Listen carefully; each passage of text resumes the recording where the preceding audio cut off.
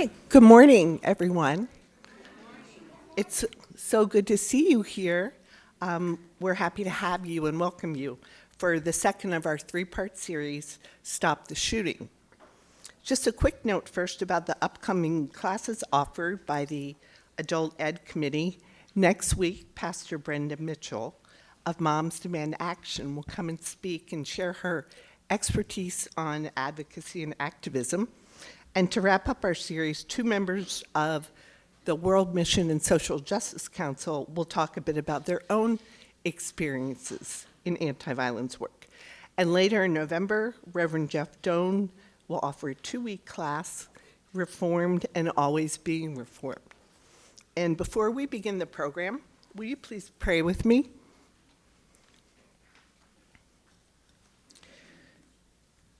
This prayer was written by Amy Cox, Director of Children's Ministry at Christ United Methodist Church in Tennessee. Holy One, our thoughts and prayers are with the families and friends of those who have experienced senseless gun violence in their lives and communities. We recognize, however, that this is not enough. Mobilize us, God. We do not want to be desensitized to violence. Stir something deep within that empowers us to stand up to violence of all kinds, but most especially to the violence that hurts all of God's children. Give us words to speak truth to power. Show us how to use our hands, our feet, and our hearts, because we know that you require more from us in these times. Provide us with the strength only you can provide us as we seek to protect all of your children. We pray for the healing of those who are in critical condition, for the parents and families who are grieving, and for our communities that have suffered so many great losses. Amen. Now, Joe Morrow. Thank you, Betsy, and thanks to everyone for gathering this morning for an extremely important and woefully all too timely conversation about gun violence, both here in Chicago and, as we know, around the country, indeed violence around the world. I guess I would be remiss if we didn't maybe just take 30 seconds of silence just to remember the victims of the tragic shooting this week in Lewiston, Maine, in which 18 individuals, precious beloved children of God, were murdered, and many others injured as well. So let's just take a moment of silence to remember them, and to know that this conversation that we talk about is very present and painful in people's lives as we speak.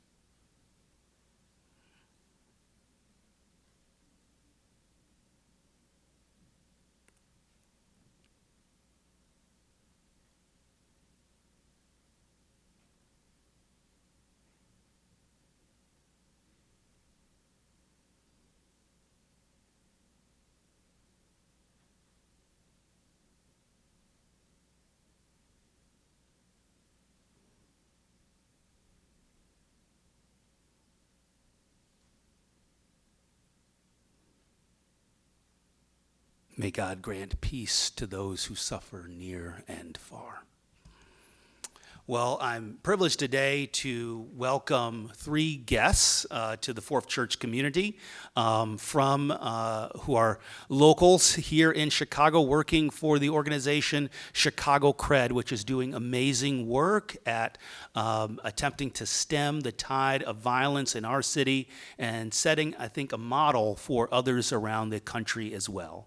So I'm going to introduce the founder and president of Chicago Cred, Arnie Duncan. And Arnie, I'll invite you to also introduce your colleagues, Ezra and Chris, who I got to see a couple of, it's maybe about a month or so ago that we went to visit Chicago Cred headquarters, a few of us on the World Mission Social Justice Council, and got to see a lot of the work that these amazing gentlemen do in action. So Arnie Duncan served as United States Secretary of Education from January 2009 through December 2015 as part of the Obama administration.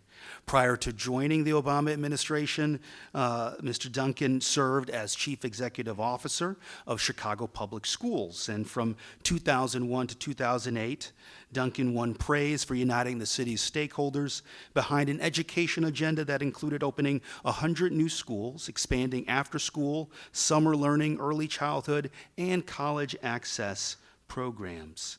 Currently leads Chicago Cred, which is a nonprofit trying to achieve a transformative reduction in gun violence in Chicago. Through partnerships with local business leaders, community organizers, and nonprofits, Chicago Cred aims to provide outreach, therapeutic education, and employment opportunities for the young men most likely to be engaged in gun violence. Arnie is also the managing partner of Emerson Collective, an organization that is dedicated to removing barriers so that people can live out their full potential. He graduated magna cum laude from Harvard University in 1987, majoring in sociology. Harvard, he also served as co-captain of the basketball team and was named a first-team academic All-American. Can you come back and play for the Bulls these days? Because they got some struggles over here, not too far away. So we want to welcome Arnie. And Arnie, I want to give you the mic so that you can welcome Chris and Ezra and tell us more about them.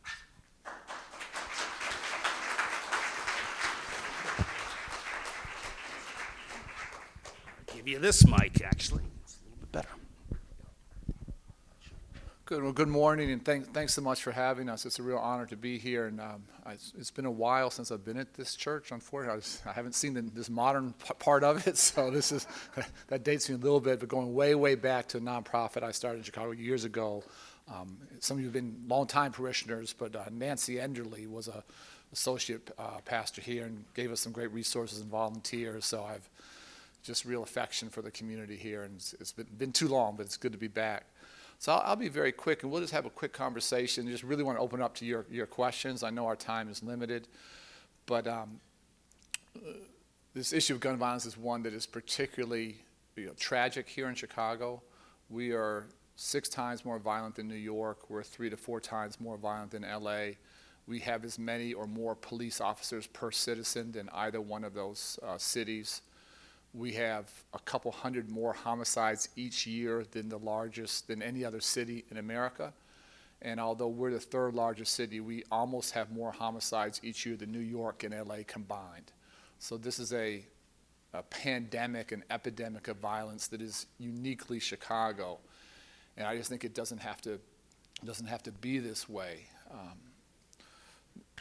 Pastor Morrow talked about my time at CPS, and we had some successes, proud of those. But on my watch, during my 7.5 years at CPS, on average, we had a child killed every 2 weeks due to gun violence here in Chicago. It was a devastating rate of loss. And for me, visiting those homes and going to those classrooms with empty desks and going to those funerals was by far the hardest part of my job, and nothing else came close. And going to D.C., I really thought violence in Chicago was at rock bottom. It couldn't get worse, but unfortunately, the 7 years our family was gone, things got a lot worse. So for me, coming home just felt like the crisis facing the city, felt that we weren't collectively addressing it, and we sort of dedicated the last 7 years to building cred. It's amazing how fast the time has gone. So I'll be very quick what we do, and then we'll just have a conversation and open it up. We started with 25 guys in one room 7 years ago on the far south side of Chicago. We now have 8 sites, south and west sides. We've served over 1,000 men, women, and we're down to 13-year-olds, unfortunately, because that's how young kids are shooting, being shot. We may even get younger. And what we try and do is give folks a way to think differently, a different set of resources, different set of supports around them to let them move in very different ways. I'm pretty radical. I would love to get rid of a lot of the guns, all the guns if I could. I don't quite know how to do that. America has this obsession with guns that's, I think, crazy, quite frankly. But as a private citizen, I didn't know how to get rid of the guns. I thought we could give guys a reason to have hope and put down the guns. And that's what we've been dedicated to doing. Last year, the city saw a 15% reduction in violence. We have a long, long way to go. In the neighborhoods where we work, South and West Sides, we saw a 33% reduction in violence last year, so we were improving at twice the rate of the city. And in fact, our neighborhoods were driving down the level of violence in the city. There are 5 neighborhoods last year in Chicago that had 40% reductions or more. We're in 3 of them. And so I will never say the work we do, and we do with about 24 partners across the city, I will never say we are the answer, but I think we are an important part of the answer, that I don't think we can incarcerate our way out of this. I don't think we can lock people up forever. I think that's been part of the challenge. We have to give people a chance to build better lives and support their families and give them a sense of hope and possibility. So I'll stop there. I'll just sort of ask a couple questions. I really just want to open up to you guys, and we'll just go right down. And both Ezra and Chris were former participants who are now staff. Many of our staff are former participants. We think that's a fantastic pipeline for us of talent. But for folks that maybe didn't grow up South Side, West Side, give a little sense what it was like growing up, choices you made, what was going on, and just a little bit of sense of your journey. Hello, everybody. Hi, my name is Ezra. I'm a 33-year-old male from Roseland, South Side neighborhood in Chicago. I come from a pretty notorious neighborhood. I want to start with my childhood. My father died when I was 9 from cancer, and I'm the youngest of 6, and so my closest sibling was 7 years older than me.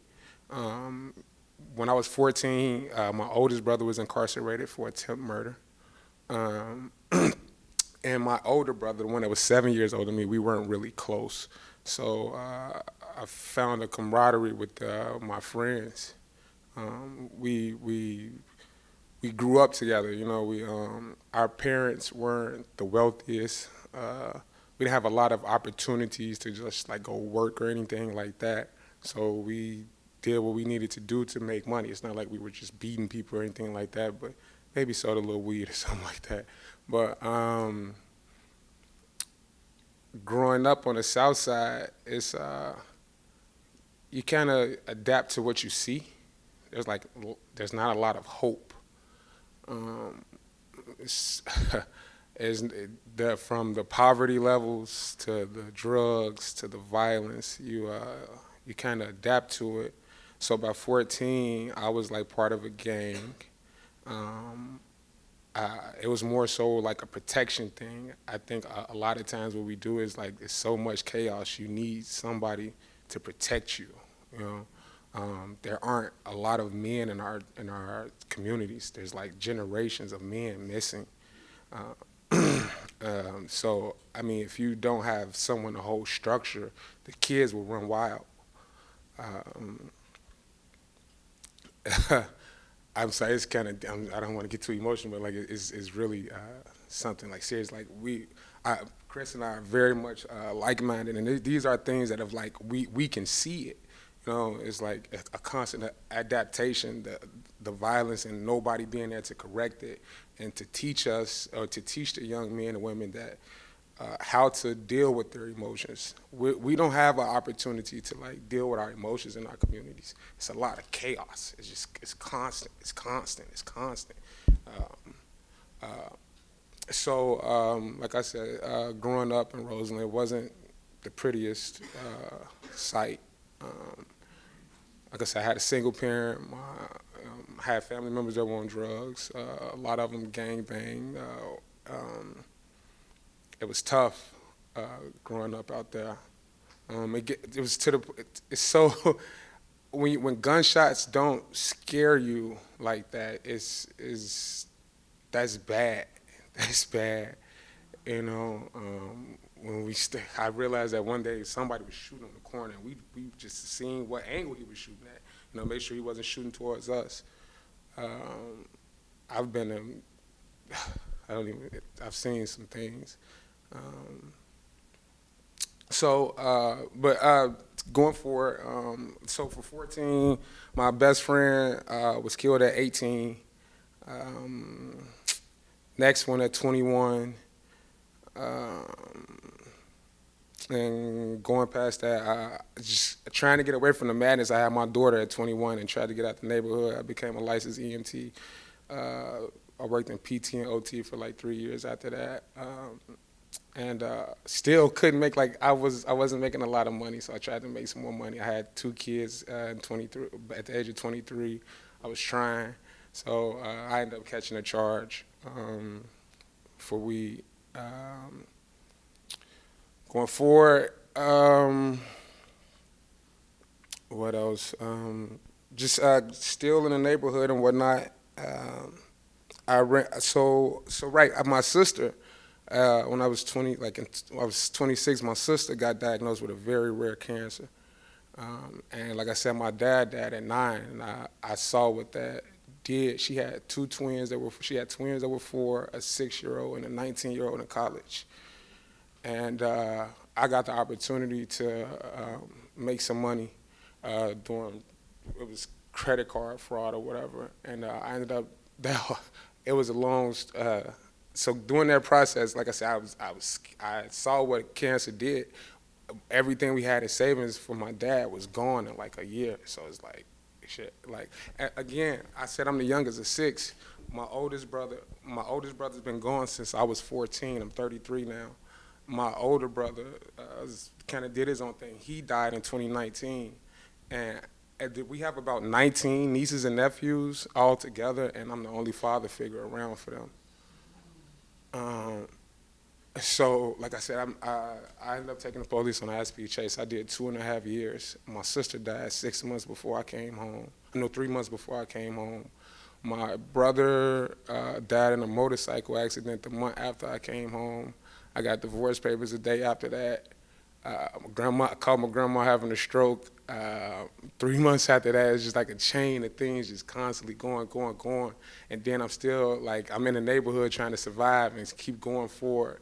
I had like 4 best friends. The last one died that year. He died to gun violence on Thanksgiving night. So in 2019, I came to Craig.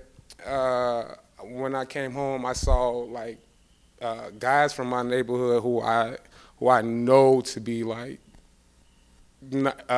antisocial, for lack of better words. I saw them thinking different. I saw them moving different. I saw them thinking like logically, making sense, talking down, saying there's an opportunity to make money outside of what we know. And that's not often, like in our neighborhoods, we don't chase the careers that are open because we're not open to those. We're not privy to them. We don't have those opportunities. And then, like, even I served my time, and I'm a felon until I'm always going to be labeled that. No matter what my story is, I have to find a way to take care of my family, right? So, like I said, I saw those guys changing and open and providing resources, opportunities for us to do different things. So I was all game, and then I found out Arnie was behind it, and I felt like I needed to get close to him because I needed somebody like him to help me get my job done. I'm a leader in my community. I'm respected, and what we do in our job, they say it's a LTO. That's a license to operate. So I've always been like trying to motivate my friends and keep us on some type of trajectory, upward trajectory or whatever. And now I see that they're, like I said, after Craig, I saw them being more receptive to it, and I had bigger plans. I still have bigger plans. I'm an entrepreneur as well. I own a lemonade company, a catering company, and I'm a consultant. I work for employment and training, the last part of Chicago Craig. I teach our entrepreneurial cohort. So again, like I said, it was an opportunity to lead in the right way. I give what I didn't have, that camaraderie, that brotherhood, that leadership, that caring. Now on my caseload of my participants, I have about an 80% success rate at least. All of my participants are employed or in school in the choice of the career field of their choice. We've started over 10 LLCs that are functioning.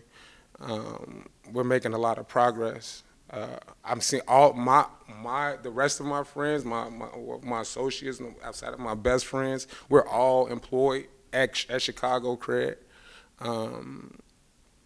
Yeah, that's pretty much my story, guys.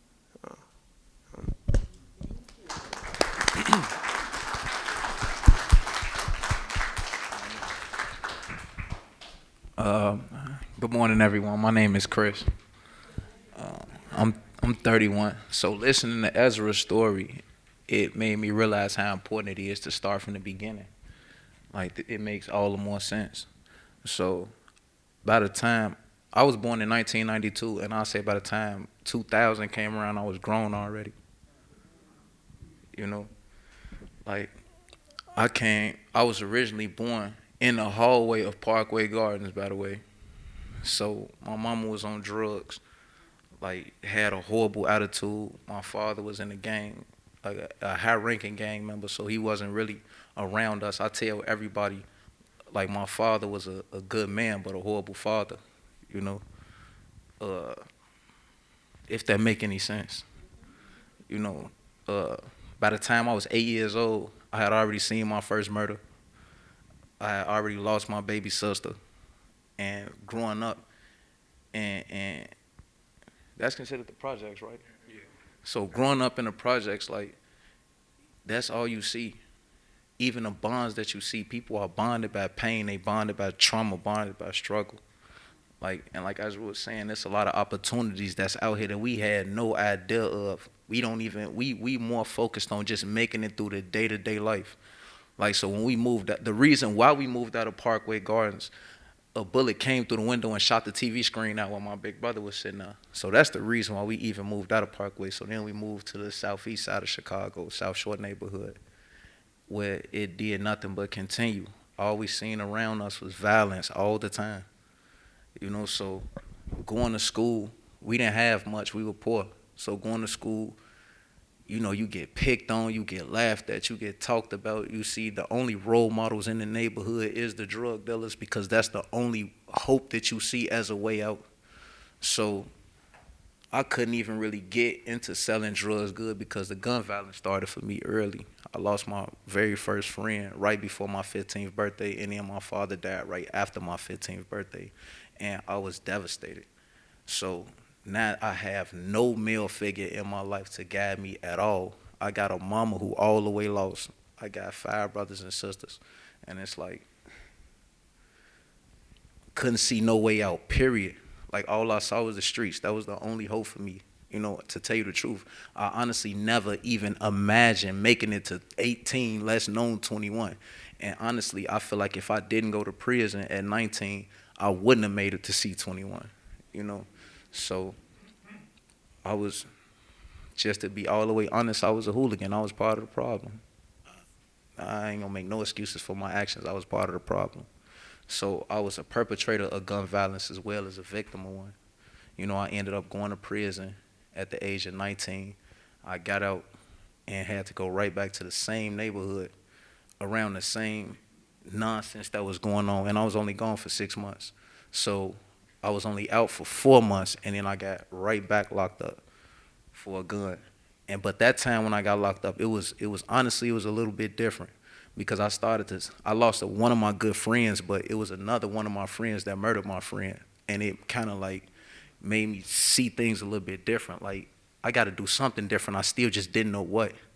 So I ended up going back to prison. When I got out, I made a promise to myself that I wasn't going to go back. But I failed myself again, because I don't care like how much you say you want to change. If the people around you don't want to change, or if your environment or situation don't change, you're going to get sucked right back into it. So I ended up going back to prison for 7 years. So when I got out this last time, Ezra cousin was like, no, we got to do something different. So like he say, they was all a part of Chicago Cred, and I didn't take them serious, because it's like, man, I know who y'all is, bro. Like, nah, y'all ain't get y'all life together. Like, man, stop that. And they was like, no, we did. Like, we changing, and you gonna change with us. And I didn't want to do it. It was like pulling teeth. It was really like pulling teeth. But when I started, like, that was the first time. So when I got in Chicago cred, I'm 31 now. So when I got out, I was 30, 29, 30.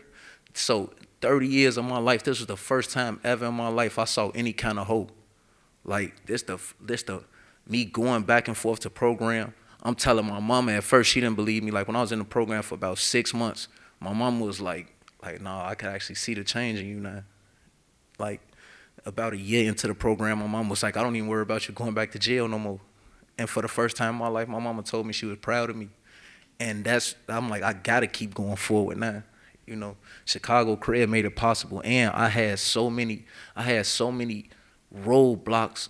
Like while I was going through the program, going through the process, that change was hard from my friends to the I lost a friend. We was out of town. I was feeding the homeless. And as we were feeding the homeless, my phone is going crazy. I pick up my phone, my friend was murdered. You know what I'm saying? So even still, like, I was talking to Banks, and I'm like, man, I don't know. Like this not working. And Banks talked me off a cliff. He talked me off a cliff, and I had to come back, and I had the hardest thing in my life. Like, it's a trend going on in the city that you have to revenge. Like, that seems to be the only answer, you know? So in my mind, like, the devil started to play with me for a little bit. The devil was whispering in my ear, revenge. And I had to make a decision, like, all this hard work that I was doing, do I let all that go? Or do I just keep moving forward? I kept moving forward. By the grace of God. I'm sitting here right now, you know? And, oh, yeah, I'm a life coach for Chicago cred now. Yeah. So the same kind of, it's funny when I see the participants, because it's like when I'm looking at them, it's like looking at me. You know, like, people will write them off as violent and hopeless. Oh, he gonna just go back to jail. He just gonna do this. No. A lot of these young guys, they do what they do because they don't see anything different. If Arnie Duncan would have got a hold to me when I was 13 years old, this story would have went way different. You know, it's not a lot of these little guys, it's not that they just want to be violent. It's they don't know what else to be. You know, like, we lose people, and at funerals you have older people in your family like, no, don't cry, it's gonna be all right. Like, so I can't let this pain out. In my neighborhood, I can't look weak, because if I look weak in my neighborhood, who gonna protect my little sister? You know, so it's like every emotion comes out as anger. I can't tell you like I'm sad, I'm just not having a good day. We was in what was we at Philadelphia when we was talking to the kids. Yeah, the juvenile detention. And one of the kids was locked up for murder. Like, he facing a murder charge right now. And somebody asked him, like, what could have stopped you from doing that? And the man said, if somebody would have just asked me how I was feeling that day. You know? Like, I ain't gonna take up all y'all time. So we'll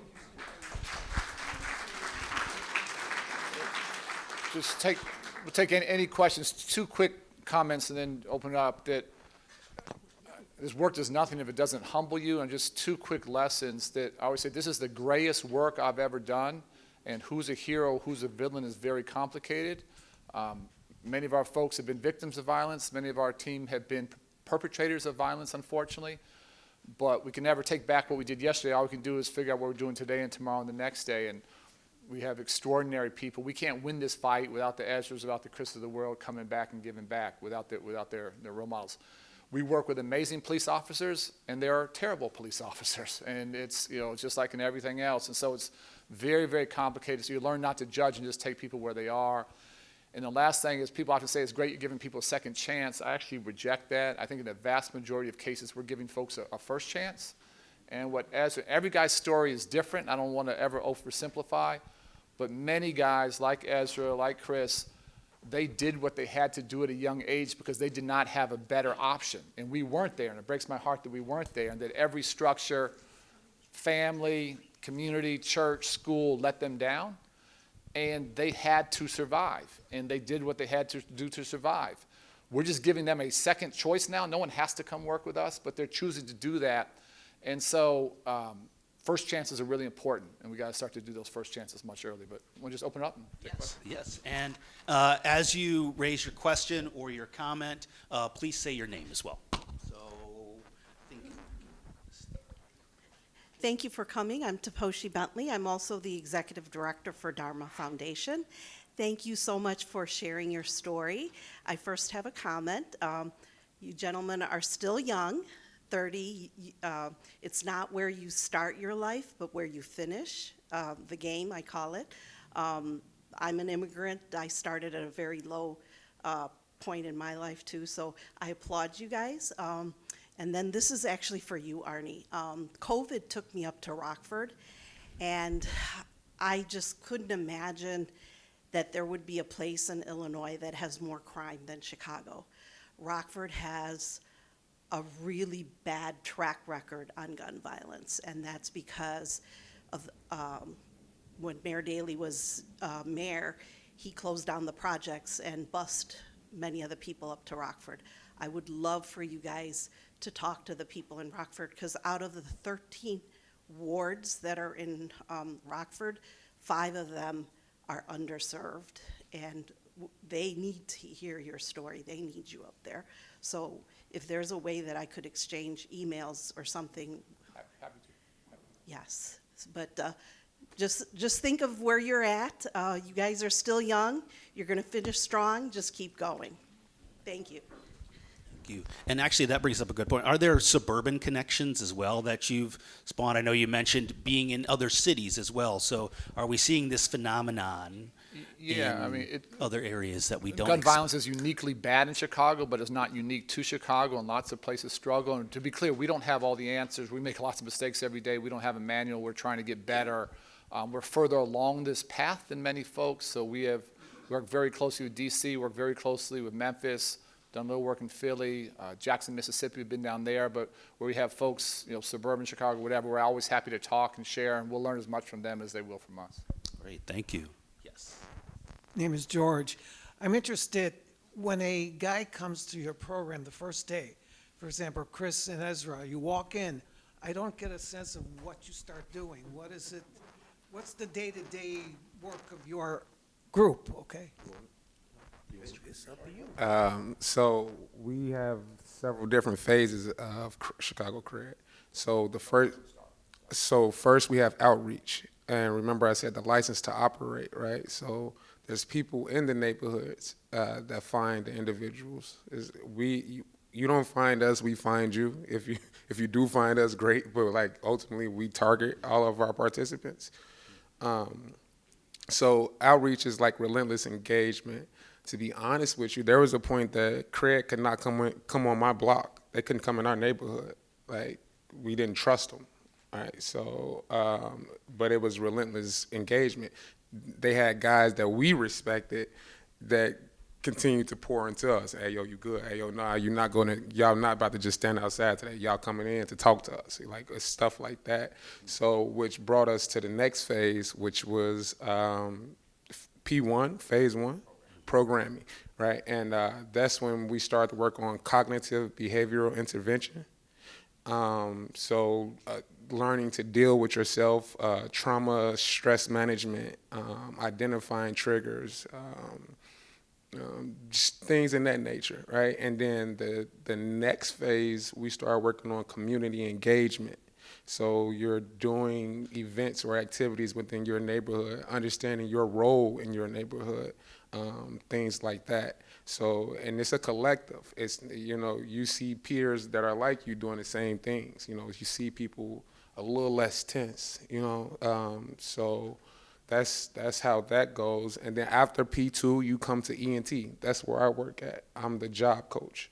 So our job is where we focus on soft skills and hard skills. We teach them how to be ready for an interview, what to say, what not to say, what questions to look for, how to be ready for those, how to dress, and then ultimately how to maintain a job. Because a lot of people can get a job, but how do you keep a job? So that's our pipeline. Oh, and we also have alumni, the alumni status after ENT, where that's saying we have a stipend that we pay the participants to engage originally. That's the ultimately enticing part, right? It's like, okay, there's money over there, right? But after ENT, you lose the stipend, but you still have the resources. So like I still talk to a majority of my caseloads that are alumni now. They never lose our resource or that bond that we connected. It's time to leave the nest. So. Coming in, what was your mentality? What was the first day, first week, first month? Absolutely not. That's what was my first mentor when it came to cred. Absolutely not. So during my stints of being home, I seen gun violence prevention programs, and I thought cred was one of those. And I was like, nah, I seen this. This is all too familiar. I've seen this before. Absolutely not. But like I say, what really changed my mind is when I seen people in that program who I know for a fact was real problems that was actually now trying to solve the problem. And I was so curious. How did you get where you was at? How did you get from where you was at then to where you at now? Like, and that gave me hope. Like, if you can change, I know I can change. Because you probably worse than me. So I seen guys like real life, like you would never even know the kind of past that they had, like where they at right now. And cred, once you enter into it, you gonna automatically feel that family vibe. Like from staff to participants, from staff with participants. It's more like a family than anything. So people, we wonder, like, why do kids join gangs? Why do kids join gangs? Like, it starts in the home when they don't feel those familial feelings. So that wraparound love and support that you feel like when you first come in there, like cred has done more for me than my mother has. You know? So like you're not gonna find that no place else. I've never seen that, and it's not just because I work for cred, because I could have chose not to go. Cred is very much so optional. It's very optional. Ain't nobody forcing you to go there. Ain't nobody making you get up and go there. The stipend is good, but like you have to want it, you know, and they make it very, very easy for you to want it. Thank you both. Next question. Thanks. I'm Sally Scott. And George actually asked a lot of my question, but I was wondering, could you talk a little bit more about being a life coach and what that means? And then also, Arnie, when you were at our firm before and you were talking about, like, I'm going to call it peace treaties. I don't think that's quite right, but do you know what I mean? Could you talk about that a little bit too? Life coach. I have the beautiful opportunity of working with participants and helping them realize things about themselves that they didn't know. Like, what do you want to be in life? What do you want to, like, if you wasn't out here doing this, what would you rather be doing? And honestly, it's so rewarding to see, like, how beautiful some of their minds are. Like, if that growth was just nurtured a little bit. So my job is to just really nurture their growth. Like, just help them grow and help them see what they, like, outside of this box that we've placed ourselves in, you know? Just to add quickly, Chris, and answer your question, we try and create what we call a base team of 5 people around every individual. So every participant has an outreach worker. They have a life coach like Chris, and we say all the time that experience is the best teacher, but it doesn't have to be your own experience. And a lot of our life coaches have gone through a lot like Chris, and if he can prevent the next guy from being locked up 3 times and giving away all that time, that's the point. Everyone has a clinician, and helping folks heal from trauma is incredibly important for us. There's a saying that hurt people, but people who are healing can heal themselves and, you know, help to heal the community. We have education tutors. We have lots and lots of folks get high school diplomas. Some have gone on to college. And then we have the employment and training team, the job coaches. So everyone has an outreach worker, a clinician, a life coach, a tutor, and a jobs developer. So that's the package going through the different phases of the program. So the heart of our work is always going to be the intensive day-to-day work at our 8 sites with young men, women, and teens, and trying to help them transform. But if we do that and we don't change the violence dynamics in the neighborhoods, as much as they're changing, they're still going back to the same block, the same community, and the bullets are still flying. And we've had way too many of our, you know, participants who are doing great, our alumni, get shot and frankly killed because things aren't changing in the neighborhoods. So simultaneously, we work with our outreach team to try and put in place what we call first non-aggression agreements and peace treaties between different groups. And the violence dynamics are very complicated. They're not the big gangs of the old days. You guys, in any neighborhood, Roseland, where these guys are from, North Lawndale, they're between 30 and 40 different cliques in each neighborhood. So these are very, very small groups of guys.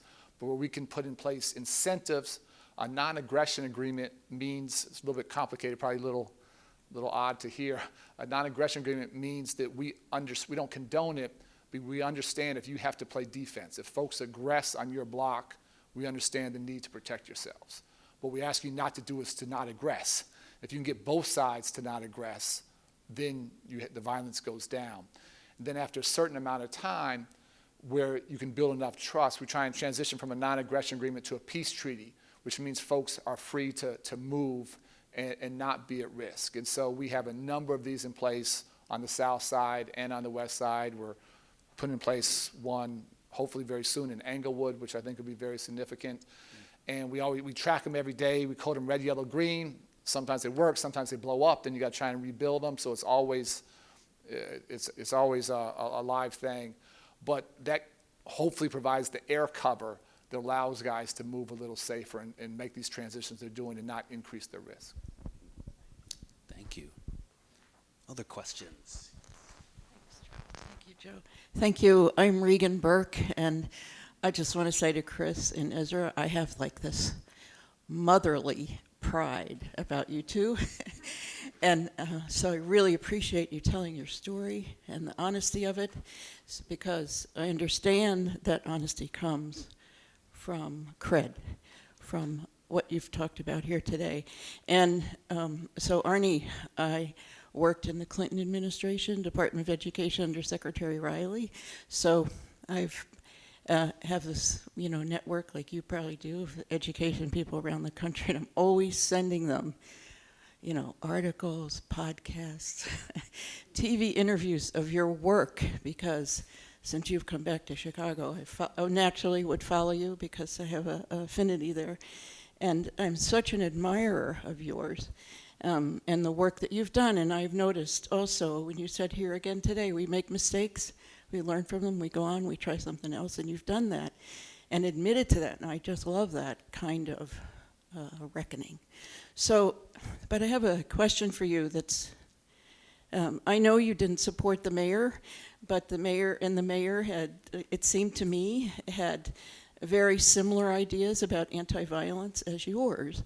So I don't want to ask you why you didn't do that. What I want to ask you is if you think that his policies, it might be too soon to tell, but his ideas and policies and what he's established so far, including in the budget with the police, if you have confidence in it. No, it's a great question, and we all desperately need the mayor to be successful. So we're all part of the team. Chicago needs to get much better. We need the mayor to be successful to have that happen. So we're doing whatever we can to help him. We met recently, and so two things. One is the police stuff is very complicated, and the police, quite frankly, are often part of the problem. In the neighborhoods where we work, if you commit homicide, that results in a 9 to 11% arrest rate. So that means you literally have an 89 to 91% chance of literally getting away with murder. And Chris talked about retaliation. That's because when nothing gets solved, when you have no justice in the criminal justice system, you think no one cares about you, then you have to have street justice. And so people think I'm the anti-police guy. I'm not. I want the police to be effective. I want them to solve homicides. Nobody wants to go to jail for 30, 40, 50 years, but they know they're not. And it's very unlikely that they will, and that police ineffectiveness and it's a difficult thing to say and maybe to hear, police ineffectiveness is one of the biggest drivers of violence in Chicago. So having said that, Larry Snelling, who he picked to be his commander, is extraordinary. I went and testified on his behalf. We've worked with him in the streets. He knows the work. He knows what we do. And no one man is going to solve all the deep mistrust between the police and the community. That has to be healed. But that was a great, great pick, so we're hopeful there. What I will say, and budgets are tough, and we understand that. The police budget is about $2 billion. Last year, the city put about 30-something million in, so $2 billion versus $30 million into violence prevention. The year before that, the city spent twice as much on police misconduct settlements than they did on violence prevention, which tells you something about values. And so we're encouraging the mayor and his team in tough budget times to invest more in violence prevention. I want to be very clear that we, Chicago Credit, we don't take any public money, so we don't want a nickel, but we want it for our partners who are doing the work across the city. And so I'm hopeful. We're in conversation. This is a world he doesn't sort of come from the streets, which is fine. This is not his sort of background. But I'm hoping his team understands the need to not just have an arrest-only strategy that historically resulted in almost no arrests and that perpetuated the violence. So we got to get people an off-ramp. And these guys are extraordinary. They're unbelievable. They are not unique. There are thousands and thousands of other men and women, I don't want to get emotional, who just need that chance. We're nowhere near at scale doing this work, and we just need a lot more folks to have this opportunity. Okay, thank you. I really admire each of you for the accomplishments that you've given to our city. And my question relates to what degree do you engage the family members in your model?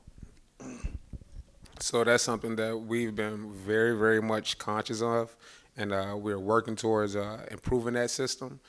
We now have a family case manager because, like Arnie said, it's hard to, when you come from trauma and all of that, that's what everybody knows, from the mom to the grandma to the kids, right? So I could come home calm and say, yo, I know, like we check in with the guys daily, like, are you from a 1 to 10? Right, I can go home and know that I'm at a 7 today or 4 today or whatever. But if I come home and the whole house is at a 3, and they're not aware of it, but they're causing chaos and bringing me back down from my 10, and then it's just I'm right back into it, back into that hopelessness of seeing like what's the point, you know, like there's no point in me growing because nobody's going to grow with me, you know. So that's. We're aware of it, and we're trying to make a more focused attack to approach it. Great question. Yes. Hi, my name's Margie. Thanks so much for being here. I want to ask about, I'm so grateful for and inspired by, you all are doing your part, but we live in like a community, and we white wealthy folks are not doing our part. What would it look like for us to do our part where we go to work, where we go to church? What would you ask of us that we can do to support what you are doing every single day? From my standpoint, in employment and training, I'm going to say we need more opportunities. You ask these guys, and this is like one of the biggest things, how we kind of get them. It's like, yo, so if I got you a job for $25 an hour or better, or something in that range, are you going to be mad? Is this guy standing next to you, are you going to want to kill him or fight him and risk this opportunity of doing better for yourself and your family? Almost all of them agree, like, nah, I'm not going to do that. It's not that serious. So we need those opportunities to grow.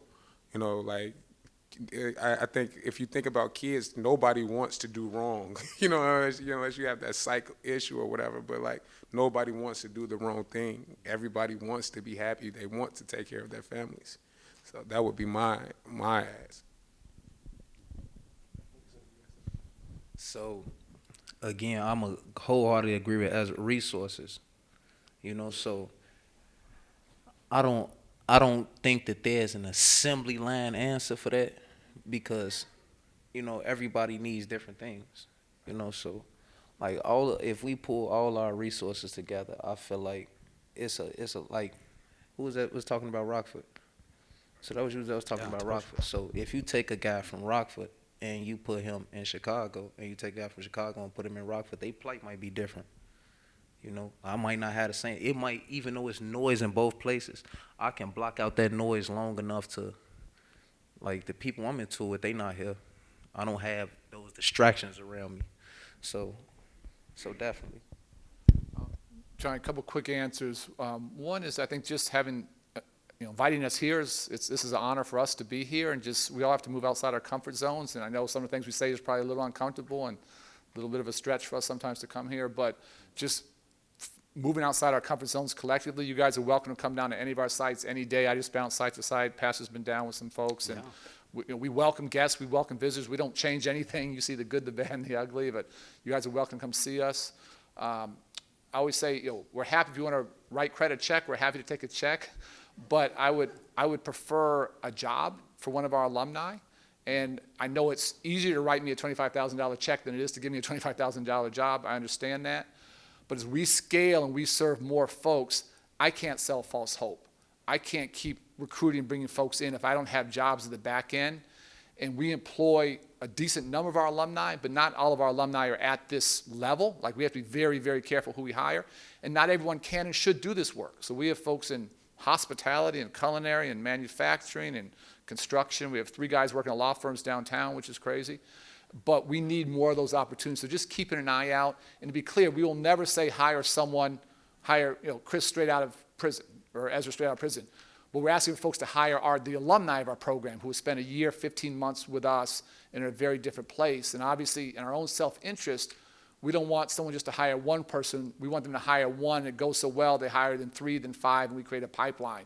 So we try and move very carefully who we place where. But all of us becoming a little bit uncomfortable, moving outside our comfort zones, and finding ways to create opportunities at the back end would be super helpful. Thank you.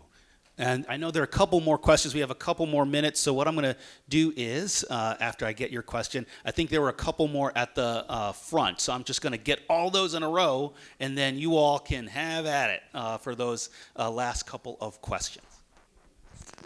No, I was just going to say how it is and how more that what we need here at the church, if there's a committee or what's going on, because I think this is something, we live here, and we're all afraid of violence. So I think we need to do more. Thank you.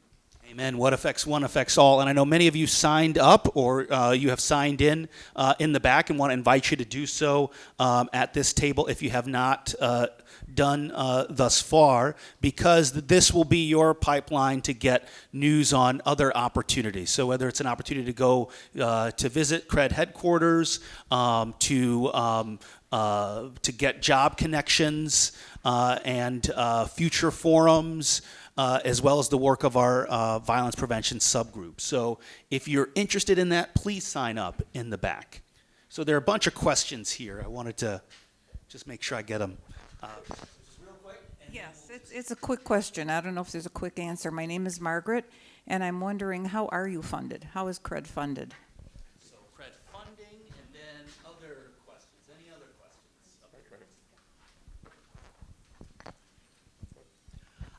I just wanted to say that, well, we knew you guys, you're so articulate, and thank you for just, it's not easy to share everything, so thank you so much for that. And I also wanted to let everyone know, if you did not get the handouts, there's information back there about 10 or so different agencies, including CRED, Moms Demand Action, local agencies, national ones, where you can contact them, find out what they need, how you might work with them, and also some things on terminology and statistics that might be helpful going forward. So thank you so much. Thank you, Betsy, and thank you for sharing those resources. And I've got maybe one last question to add to the bunch. So funding is a question, and then my question is, for our congregation, in many ways, we've done some of this work of violence prevention, but we're on a journey and we're beginning in many ways, or re-beginning. So what have you all learned as an organization, as a group, about that journey from beginning to those struggles, changes, and then being able to kind of live out your dream? That's, I think, key for us. That's what you can teach us on our own journey to helping in violence prevention. So, number one, my favorite thing, leading with love, understanding, compassion. Chris took the words, genuineness. I think my participants bond with me because they can tell I'm genuinely invested in their situation, not just I'm trying to get you a job or nothing like that. No, I engage, like she said, with the family, what's going on in your life, why are you doing this or what's going on. So I think that's key, genuineness. Just quickly on the funding, we're all privately funded. So we exist because Emerson Collective is our primary funder. That's the Reen Powell, Steve Jobs' widow, her her nonprofit, her foundation, has been very generous. We have a number of other funders, and they provide a base of funding as we try and grow and scale. We're trying to diversify that funding base. But I'm not opposed to public money, but we've made a real conscious decision to be a huge advocate for it, but not to be seen as self-interested. So I'm a little bit cutting off my nose to spite my face. But I think it's really important that our partners do well. We can't do this work by ourselves as CRED. We're not trying to build an army. We have many, many great nonprofits, South and West Sides, who do this work with us. So for the foreseeable future, we're going to stay privately funded and trying to diversify that base. I'll just say, I think you get some sense that, these guys are just an incredible part of the solution. And it's just, again, trying to understand where folks come from. And, you can look at somebody with dreads and, felon and all this other stuff and sort of write them off. And I promise you that we can't win without their leadership, without their heart, without their courage, without their success. They could walk away and do something much easier. This stuff is really hard every day that we do. And they're choosing to do it. We don't say to anyone, you have to do this. And so I think it's just, we all have a past, we all have a story, but really just trying to look at people's humanity, look at their heart, look at their intelligence, look at their commitment. And I would say those closest to the problem actually have the solution. These guys teach me things every day. They've had lived experiences that I fortunately never had. And we need to empower them, walk with them, learn from them. And I think if we can do that collectively, then as a city, we can get to a much better place. But it does, Chicago's an extraordinarily segregated city. It's a city of many different neighborhoods. We work in North Lawndale. That's probably 3 miles from here, 3.5 miles from here. It's a different world. It's a mass shooting there last night you guys may have seen. Wasn't gang related. We know exactly what happened. Thank God there won't be retaliation. But we had 15 people shot in North Lawndale. And you can see, when I'm in North Lawndale, you can see downtown. But the worlds don't connect. And so just finding ways to connect our city, that would be extraordinarily helpful. Thank you. Thank you all so much. Let's give them another round of applause. I'm wondering, gentlemen, before you all leave, in the language of the church, it's important that as we are blessed, we bless others. And so I wonder if we could just kind of give a blessing to all of you and your colleagues and the work that you all are doing in a moment of prayer. All right. So if you're so inclined, you can stretch out your arms and your hands so that we can bless these brothers in their work and in the neighborhoods that they serve. Holy and gracious God, we know that you are a God who gives us dreams and visions. And from the prophet Isaiah, you gave us a vision of a life in which we would no longer hear cries of distress and weeping, in which our young infants would not die within a few days and our elders would live out a whole lifetime. We pray, O Lord, that that vision might become reality in our time and for all time. And we bless Chris and Ezra and Arnie and all of their colleagues and friends as they embark on this work and continue it.